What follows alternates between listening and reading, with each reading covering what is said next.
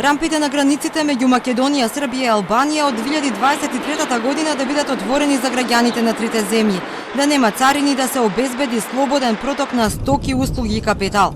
Ова е проекцијата за иднината на премиерите на Македонија и Албанија, Заев и Рама, и на председателот на Србија Вучик, кои ветија дека таа наскоро ќе стане реалност. Иницијативата за регионална соработка Мини Шенген доби ново име – Отворен Балкан. Наместо зидови изградивме мостови, наместо политиката и минатото, се вртиме кон развојот и иднината, рекоа лидерите на трите земји и порачаа на другите земји од регионот, кој сака може да ни се придружи.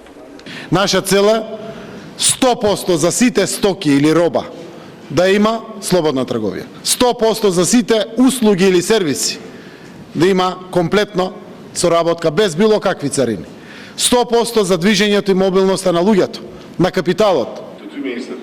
До 2023 година овој простор ќе биде исто како да бидете во една зона меѓу трите земји на Европската унија. Нашите три земји ќе ја завршат годината со вкупно 76 милиарди евра вкупен бруто домашен производ, вклучувајќи Северна Македонија, Србија и Албанија. Тоа е бруто домашниот производ помал од една Словачка. Само од една Словачка. И колку ни треба години за да го стигнеме? Мислите ќе речете 10 години? Не, ќе ви кажам 5-6 години максимум и ги престигнуваме. Заев, Вучик и Рама потпишаа 3 меморандуми за соработка. Тој за олеснување на увозот, извозот и движењето на стоки, за слободен пристап до пазарот на труд и за помош и заштита од катастрофи.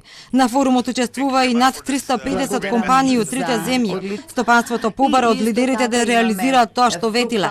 И тие како и Заев, Рама и Вучик стравуваа во капацитетот на администрацијата на трите земји да ги спроведе овие големи реформи. Лидерите пак договорија нови средби и нови проекти на есен во Белград и Тирана. Многу едноставно укинување